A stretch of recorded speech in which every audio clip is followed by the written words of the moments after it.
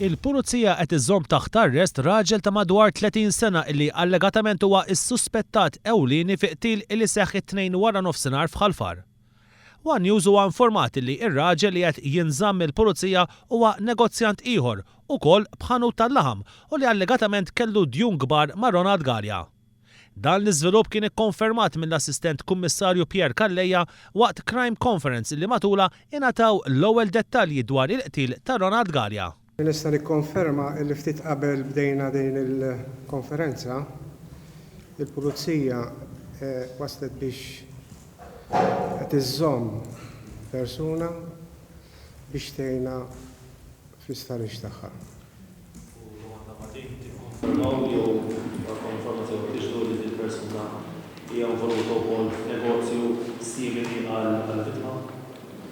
Nista' nikkonferma li għandha xogħol fl-istess mistier tal-vittma.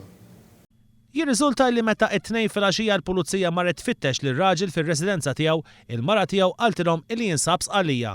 Iżda minn stħarriġ li sar jirriżulta li dan ma kienx minnu u li r-raġel instab kmieni it-tlieta filgħodu. Min tarif li kiseb One News jirriżulta li ftit tal-ġimgħat ilu il-persuna li allegatament qed tgħin lill-pulizija kien ordnat mill-qorti jħallas eluf ta' euro lill-vittma bħala bilanċ minn somma ta' flus għall-laħam illi kien xtara. Il-pulizija qed timxi fuq it-teżi li dan il-qtil kien wieħed premeditat fejn il-qattil kienet jistenna lil Galea barra l-fabrika tiegħu u sparalu mill-inqas 8 tiri mill-qrib fejn dawk fatali kienu f'qalbu u fil-pulmun. On the crime scene sibna 8 spent cartridges. Sparati minn huma ta' kalibru 9 mm. Jifieri jista' jkun ġiet użata jew pistola semi-awtomatika jew inkella submachine gun għax it-tnejn li jieħdu dak it-tip ta' munizzjon. Il-pulizija qalet li l-aggressur ħarab karozza Toyota Vitz lewn il-fidda iżda din għadha ma nstabiċ l-istess kif baqgħet ma nstabiċ l-arma.